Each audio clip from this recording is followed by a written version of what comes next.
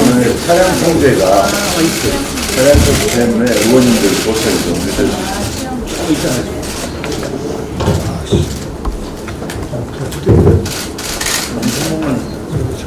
이따가 시작해요.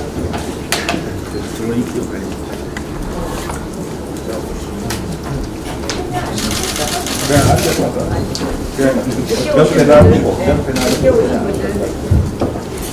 얘기 시작해야 운전을 좋아하는 해야 돼.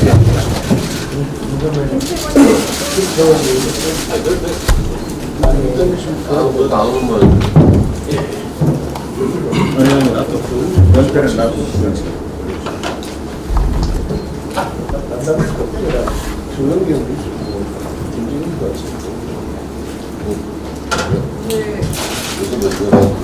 원내대표 진진 연설회를 시작하도록 하겠습니다.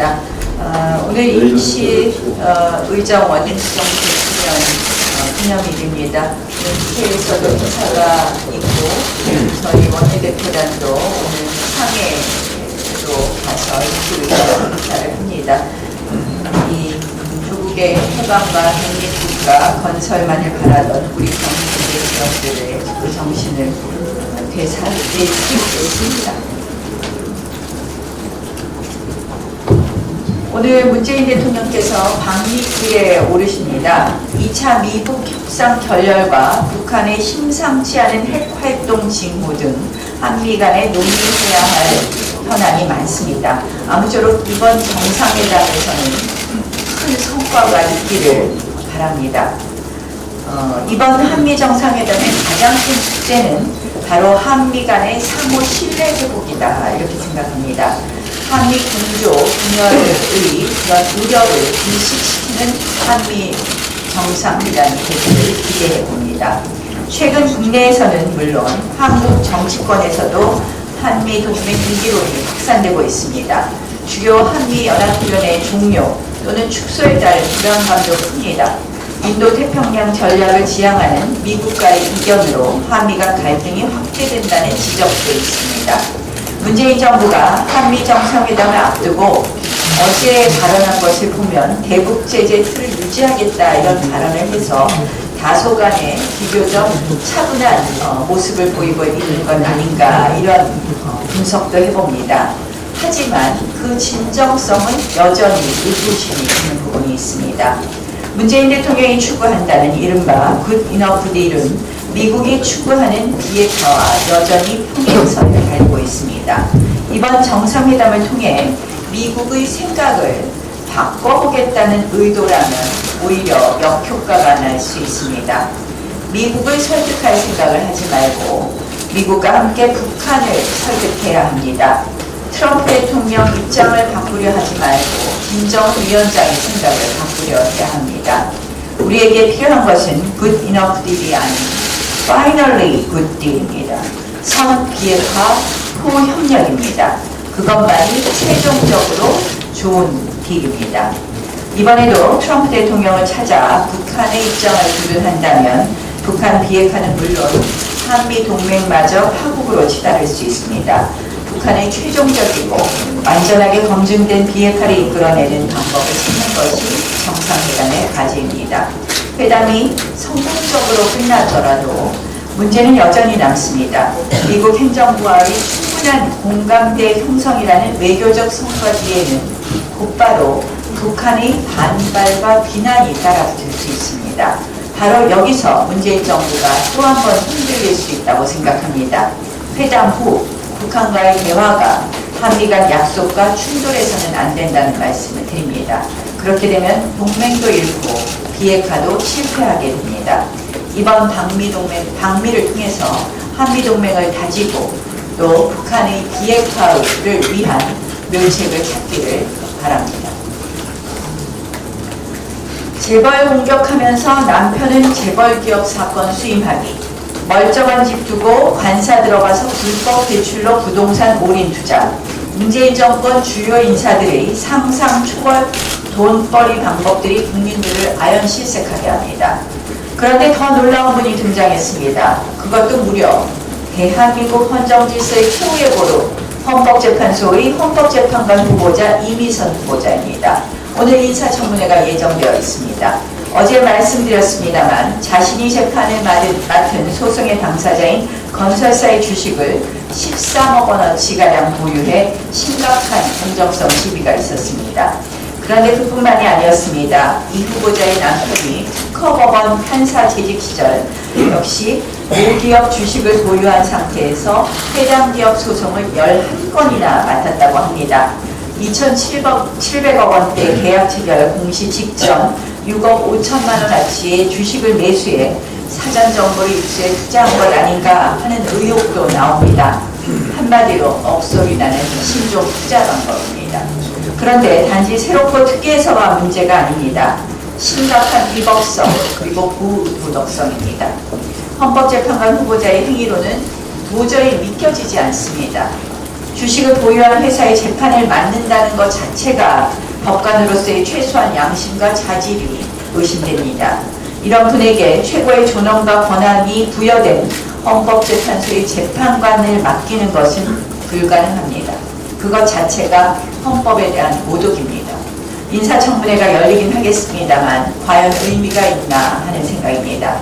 오늘 우리 당 청문위원들께서 이미선 후보자의 자격 비달을 국민들께 소상히 알려드릴 것입니다. 김현철, 박영선 장관 임명 강행에 이어서 이미선 후보자 역시 강행한다면 그야말로 대통령이 의회와의 전면전을 선언하는 것이다. 이렇게 생각합니다. 청와대에서도 오늘 청문회를 유심히 지켜보고 부디 상식에 맞는 판단을 내리길 바랍니다. 어제 우리 KBS 특위가 KBS KBS를 항의 방문했습니다. 그리고 문재인 대통령조차 이번 강원 산불과 관련해서 국가재난방송 주간방송사인 KBS의 대응이 부실하다고 지적했습니다. 그럼에도 불구하고 KBS 양승동 사장이 어제 항의 방문한 한국당 의원들을 문전박대했습니다. 더욱이 대신 나온 정필모 부사장이 이런 이야기를 했습니다. 못 나오는 것이 아니라 안 나오는 것이다. 대통령의 질책조차 무시하는 양승동 사장은 사장으로서의 임무를 포기했기 때문에 더더욱 사퇴해야 합니다. 이상입니다.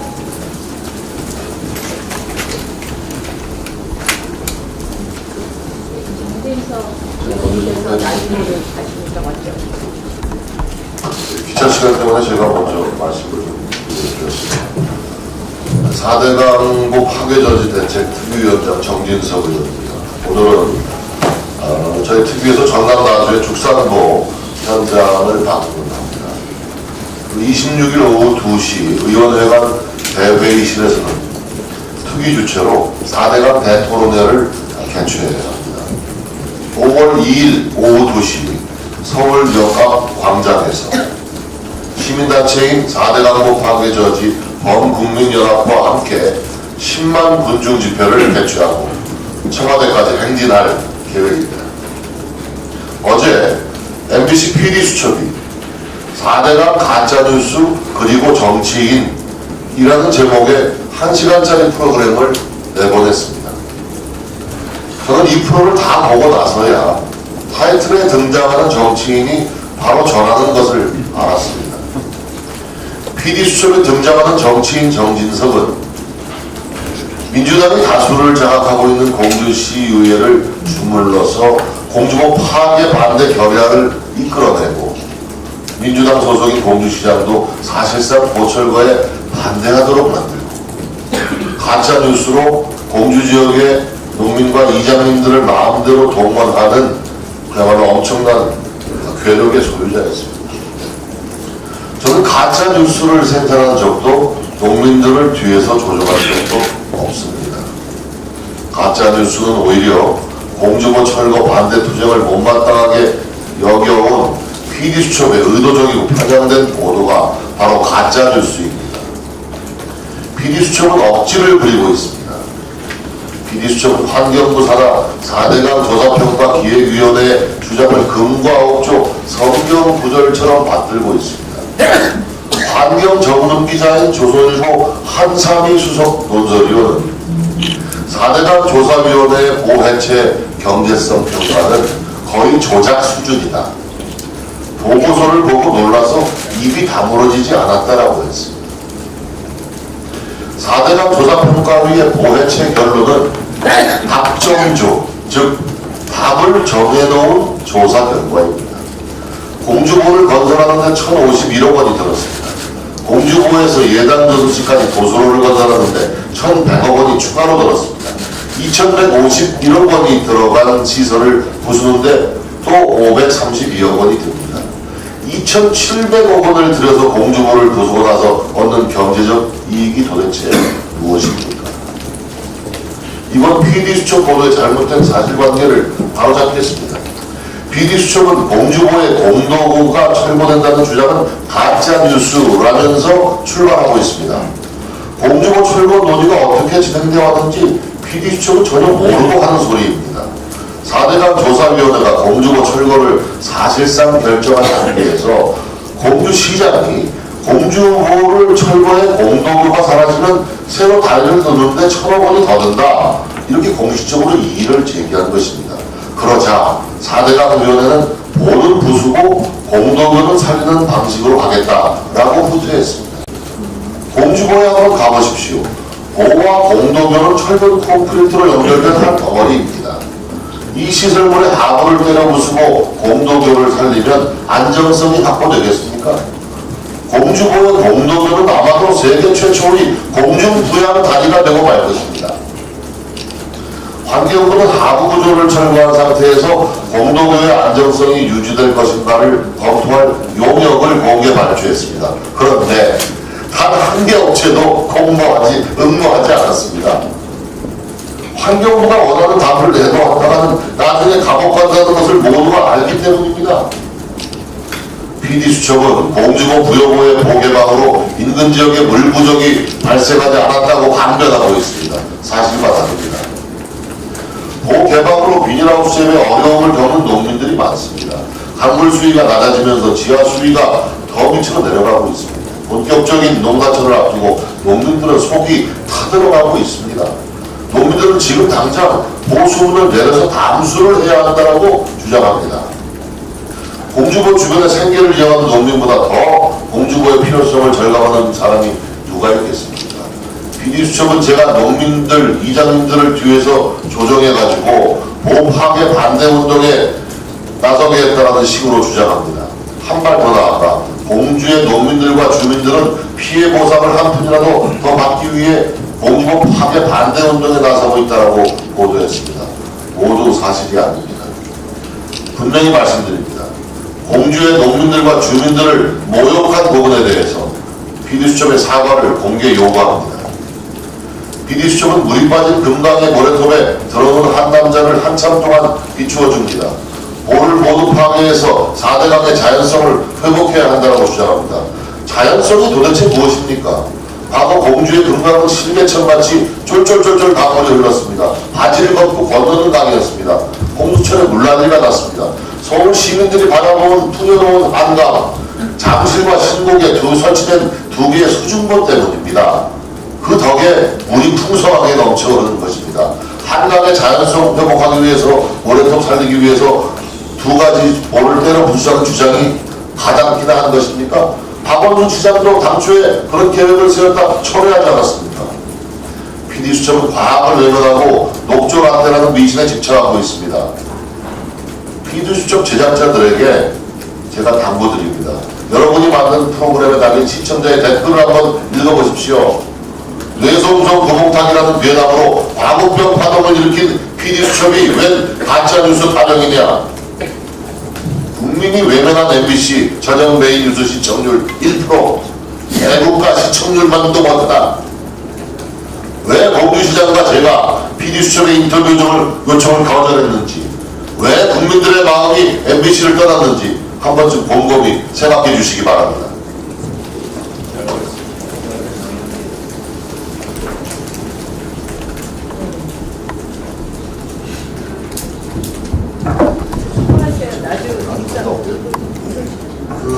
방금 우리 정진석 의원님께서 PD 수첩 말씀을 하셨는데, 요즘 이 공영방송의 여론 조작, 왜곡 보도가 정말 심각합니다. 추적 60일 경우에도 보면 우리 대전 지역의 모 변호사가 이렇게 SNS에 올린 걸 보면 김학의 사건과 관련해서 인터뷰를 추적 60분 팀에서 해갔는데, 나는 본래 김학의 사건에 대한 무혐의 처분이 법조인으로서 수긍이 간다라는 멘트를 했다. 여성의 진술을 그대로 인정한다고 하더라도 성폭력으로 보기는 어려웠기 때문이다. 그랬더니 추적 60분 실제 본방에서 내 인터뷰 내용이 편집돼서 한마디로 잘렸다. 그들이 원하는 방향에 맞지 않았나 보다 하는 이런 SNS 글이 올라와 있는 걸 제가 봤습니다만은, 이 방송사들이 소위 탐사 보도를 한다고 하는 프로그램을 통해서 여론을 왜곡하는 이런 행태에 대해서 우리 국회 과방위 활동을 통해서 철저하게 이 책임을 물을 것이다라는 말씀을 드립니다.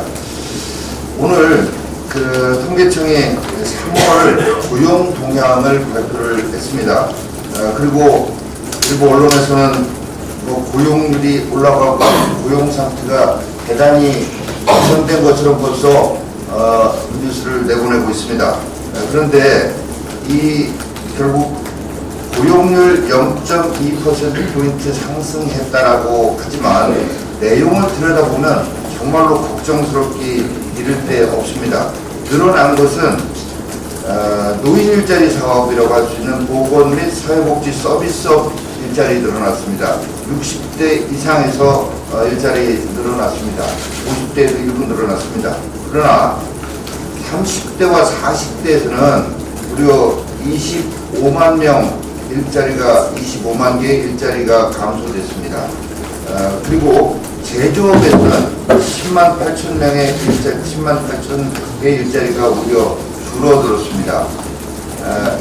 이렇게 내용을 들여다보면 정말로 이 나쁜 정부의 나쁜 정책에 의해서 일자리의 질이 아주 나빠지는 것이 구조화되고 고착화되는 것이 아닌가 하는 이런 우려가 제기될 수밖에 없습니다. 정부는 이런 통계를 가지고 국민을 속이는 쇼를 하려고 하지 말고 일자리가 실질적으로 고용이 개선될 수 있도록, 고용의 질이 높아질 수 있도록 해야 할 것이라는 점을 말씀드립니다. 무상교육 관련해서 짧게 말씀드리겠습니다. 무상교육 환영합니다. 누가 반대하겠습니까? 다만 전 정부에서도 이 무상교육 전임정부 도입을 하려고 했지만 재원 문제 때문에 선뜻 시행을 못했던 것입니다. 그런데 어제 발표된 내용을 보면 우리 야당으로서 볼 때는 이 정부가 과연 재원에 대해서 어떤 생각을 가지고 이렇게 배짱 좋게 발표를 하는지 의심하지 않을 수가 없습니다. 일단 5년간만 재원 조달 방식 발표했는데 5년 이후에는 어떻게 도대체 하겠다는 것인지, 그리고 5년 동안도 시도교육청의 교육감들이 불과 지난달에 고교육 무상교육은 국가가 책임지고 해라, 우리 교육 좀 못하겠다라고 성명을 냈잖아요. 근데 교육청하고 반반씩 내겠다라고 하는 것은 교육감들이나 설득하고 이렇게 발표를 하는 것인지 묻지 않을 수 없다라는 말씀드리고, 이것 역시 기승전 총선 차원에서 올해부터 해서 졸업하는 일부 고3 학생들이 내년 총선에 투표권을 갖고 있는 것을 의식해서 하는 꼼수라고 한다면, 교육까지도 국가 백년지 대계인 교육마저도 이렇게 정치적으로 이용하고 정말 이렇게 해서야 되겠는가 하는 지적을 건드릴 수가 없고, 이 고교 무상교육으로 가구당 연평균 158만 원 절감할 수 있다고 자랑을 하고 있는데, 1인당 사교육비는 작년에 1년에 350만 원으로 이 무상교육으로 인해서 줄어들 수 있는 비용이 2배가 넘습니다. 이런 사교육을 줄일 수 있는 대책을 고민하고 발표하는 것이 정부의 도리가 아니겠는가 말씀드리고요. 끝으로 대통령께서 어제 임시정부 수립 100주년을 맞아서 특권과 반칙의 시대를 끝내자 정의롭고 공정 또 의논했습니다. 그런데 대통령께 묻습니다. 손혜원, 김태우, 신재민, 조혜주, 문다혜, 김경수, 환경부, 과기부 블랙리스트 이 반칙, 특권 등등 왜 얘기 안 합니까? 이거 왜 바로잡지 않습니까? 내 허물, 내 주변 허물부터 바로잡아야 정의, 공정, 운운하는 것이 제대로 들릴 수 있지 않겠습니까? 지금 추천한 이민선 후보자 어떻습니까? 특권, 반칙의 전형 아닙니까? 엊그제 임명한 장관들 어떻습니까? 국민들 보시기에 정말로 특권과 반칙에 정말로 이 국민들이 분노할 수밖에 없는 사람들 장관 임명 강행하고 같이 웃으면서 사진 찍고 그러면서 입으로는 특권과 반칙을 끝내자라고 얘기하는 이 대통령의 이중성에 우리 국민들이 정말 분노하는 것입니다.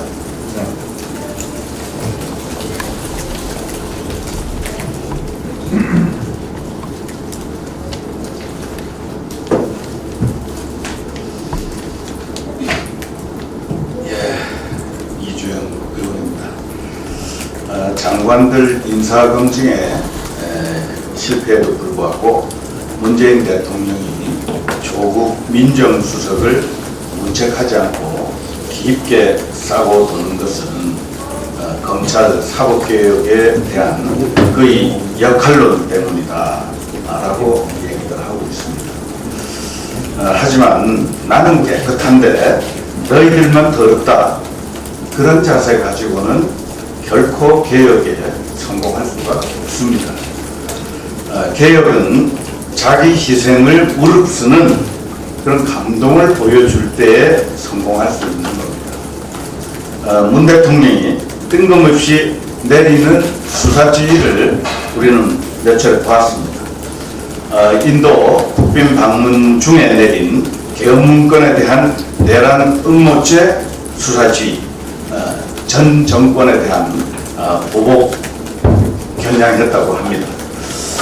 동남아 방문 직후 귀국 직후에 공식 발언 1000마디 야당 정치인, 야당 언론 겨냥한 김학의, 장자연, 버닝썬 수사지휘, 특히 공소시효가 끝난 일도 사실 여부를 철저히 가려라 라고 당부까지 했습니다. 이 사실 대통령은 수사의 공정이나 정치 중립을 지키기 위해서는 이런 수사 지휘를 해서는 안 됩니다. 자제해야 됩니다. 굳이 이런 걸 하겠다고 하면 먼저 내 식구들부터 엄중 수사해라 라는 지휘를 해야 수사 권력 개혁 의지를 우리 국민들께 감동 있게 전달할 수 있는 겁니다. 김의겸 청와대 대변인, 주영훈 경호처장, 손혜원 의원, 또 문다혜 딸과 사위, 또 박영선 장관, 특히 공소시효가 끝난 일도 사실 여부를 가려라 이렇게 얘기할 거면 이 자기 식구들부터 그렇게 얘기를 해야 맞죠. 그렇게 해야 국민들이 감동한다는 얘기입니다. 그리고 청와대 특별감찰관 빨리 임명을 해야죠. 왜 여태 임명을 안 합니까?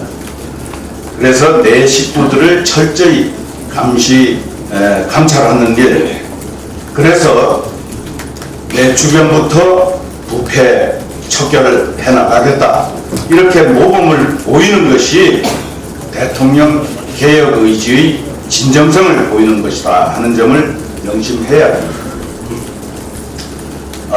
어제 오늘 헌법재판관 인사청문회 개최되고 있는데 사법부를 끼리끼리 편갈라서 장악하려고 하는 시도, 그 한가운데 있는 법관들의 하나회, 우리법연구회 국제인권법 연구에 해체해서 사법 민주화의 초석을 놓는 것도 이 개혁 의지의 강자가 될 거다 하는 점 명심해야 됩니다.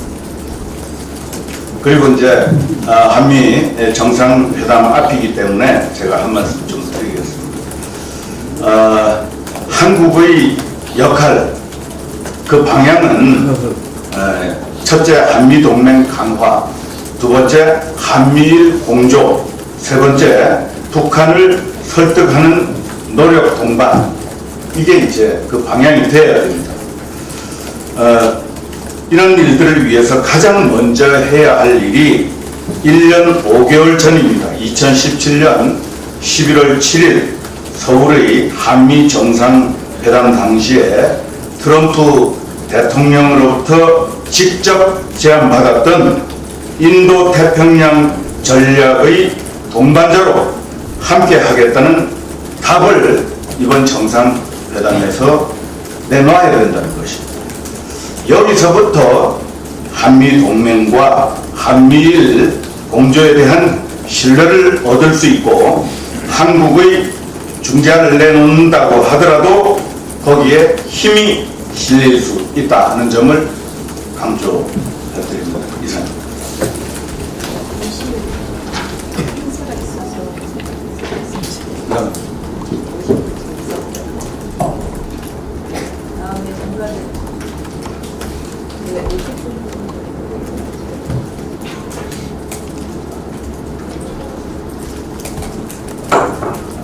국민 경고 무시하고 더 객기 부리는 문재인 대통령에 대해서 한 말씀 드리겠습니다. 지난주 치러진 4.3 보궐선거에서 여당은 차원 국회의원 선거 단일화 패배하고 통영고성 선거에서 참패를 하고 호남 경북 기초의원 선거에서 패배를 했습니다. 그야말로 완패를 했다고 봅니다. 국민들은 문정부의 오만과 독선, 무능에 경고를 보낸 것입니다. 특히 장관 후보자들 중에 부적격 인사는 결코 임명하지 말라는 분명한 국민의 메시지를 표로서 보낸 것이라고 생각합니다.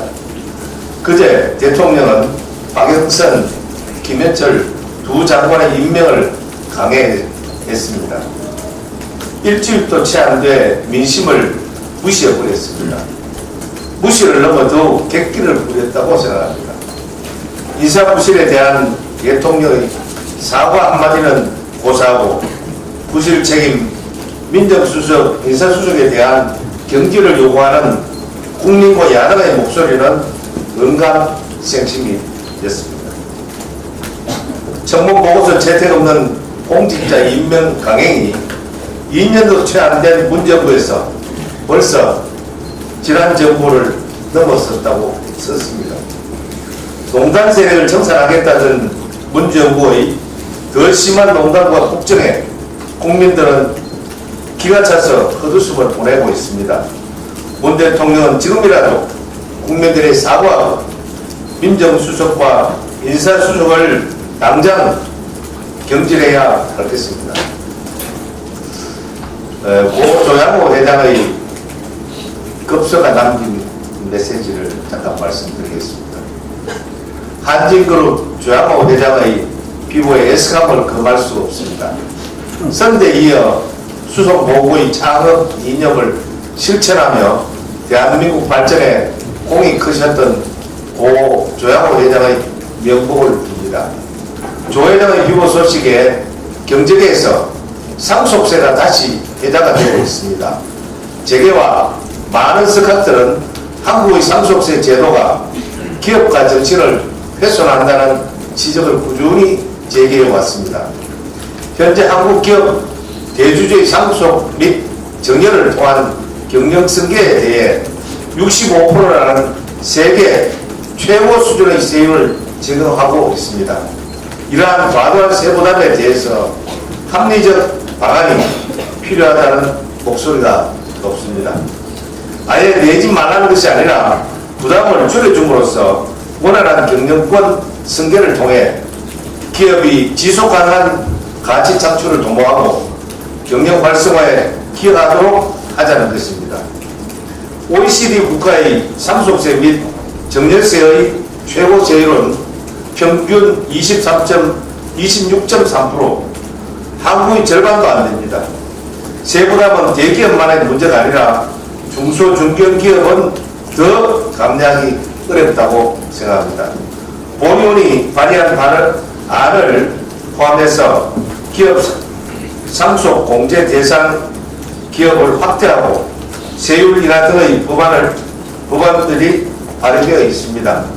더 큰 경제적 가치 창출과 고용 확대 등 사회 반응이 되도록 합리적 방안을 진지하게 고민해보자는 말씀을 드립니다. 이상입니다.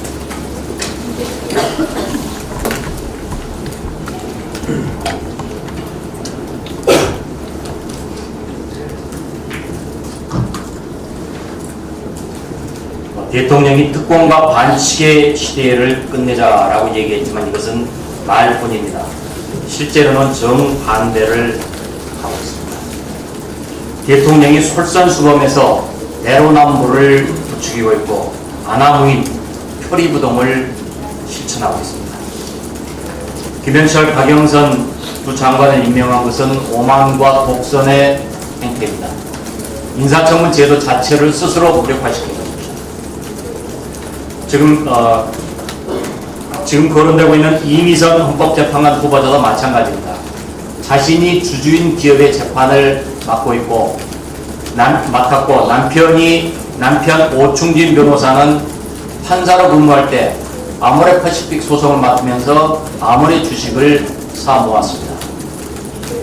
결국 이해 충돌은 무시해도 전혀 상관이 없다라는 메시지를 주는 것입니다.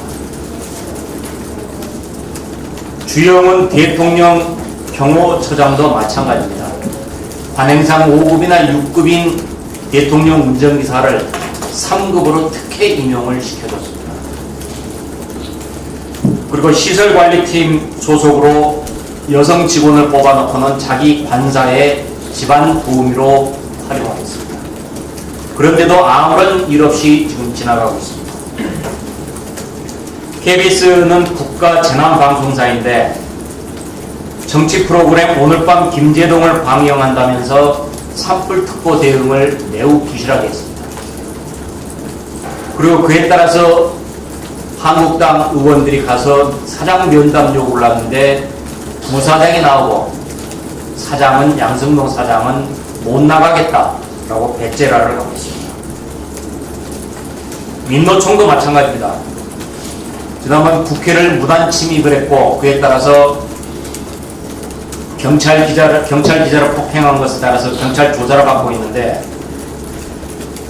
시위대 자제 방송을 한 영등포 경비과장을 고소하겠다 이렇게 지금 적반하장으로 나오고 있습니다. 그리고 조사 끝났다고 경찰서 앞에서 단체 사진으로 환호한 사진을 SNS에 올리면서 공권력을 능멸하고 있습니다. 교육정책도 마찬가지입니다. 이번에 고교 무상교육은 오직 정치적 계략에 의해서 진행하고 있습니다. 중학교 무상교육 하는데 20년 걸렸습니다. 그러니까 고등학교 무상교육 3년에 자기 임기 안에 끝내겠다는 정치적인 목적을 노골적으로 내보내고 있습니다. 예전에는 정책 우선순위가 소득에 따른 것이었습니다. 그러나 이것은 소득도 무엇도 아닙니다. 내년 3월이면은 내년 봄이면은 지금 3학년들이 졸업해서 많이 유권자가 될 것입니다. 오직 내년 총선만을 살펴보고 국가 재정 재원은 전혀 생각하지 않는 이런 매우 무책임한 정책을 보고 있습니다. 정책을 올바르게 집행하는 것보다는 무슨 수를 써서라도 오직 되면 그만이라는 매우 잘못된 메시지들을 보내고 있습니다. 내로남불 결과지상주의가 국민들의 마음을 타락시키고 있습니다. 국가기관을 올바르게 세우기 위해서라도 인사문제의 책임자인 인사수석, 민정수석 당장 경질하십시오. 감사합니다.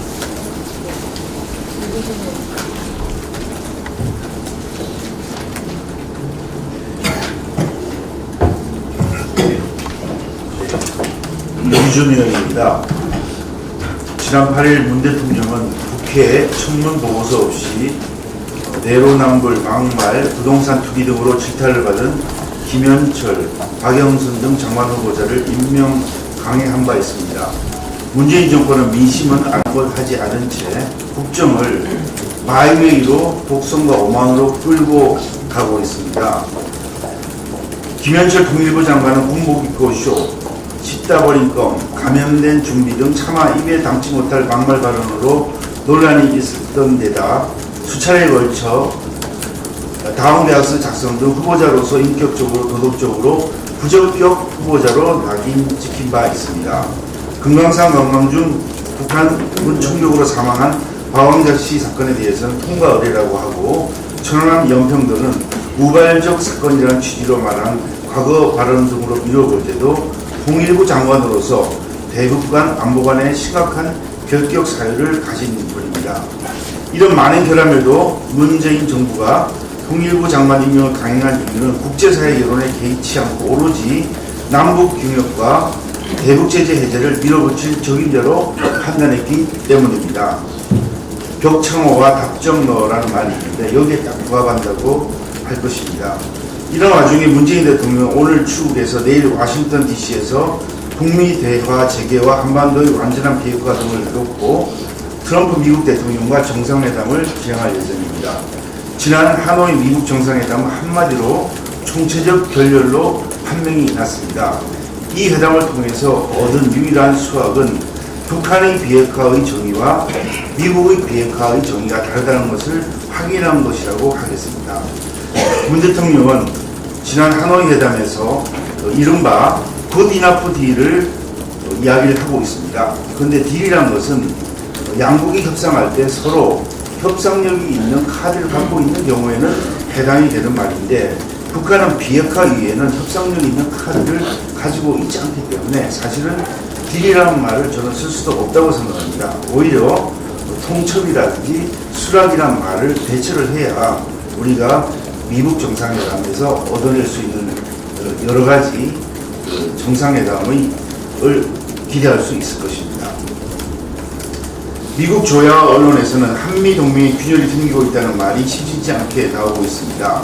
더 이상 한국이 북한과 미국 중 어느 편이냐라는 질문이 나와서는 안 될 것입니다. 하나 더 말씀드리겠습니다.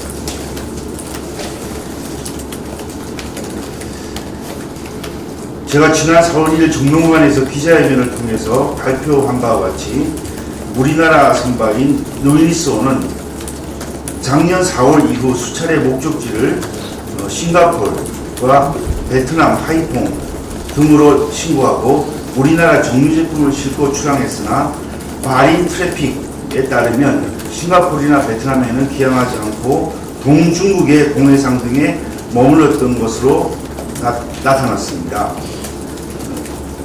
그리고 우리나라 석유제품 운반사는 피파이오니어호가 출항금지를 받은 데 이어 미국 재무부의 북한 제재 주의보에 올라가 있는 파나마 국적의 석유 제품 운반사인 카트린호 또한 출항 보류 조치를 당해 우리나라 부산항에 머물러 있는 것으로 나타났습니다.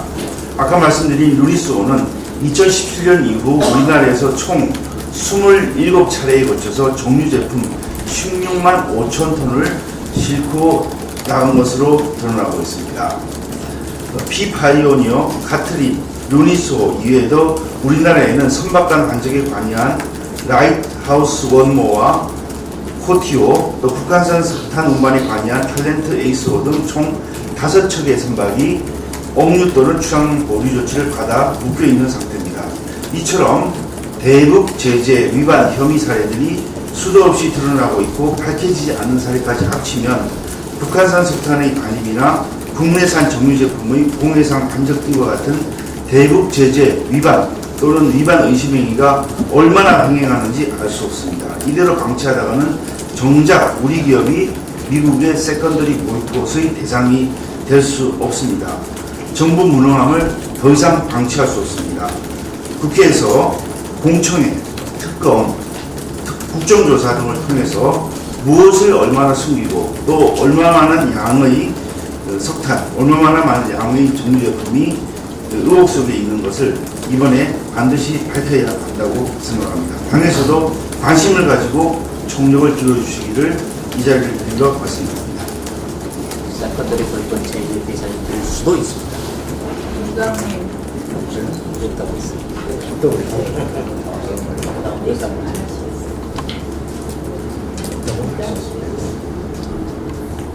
네, 그러면 지금부터 비공개로 하겠습니다. 네, 비공개로 전환하겠습니다.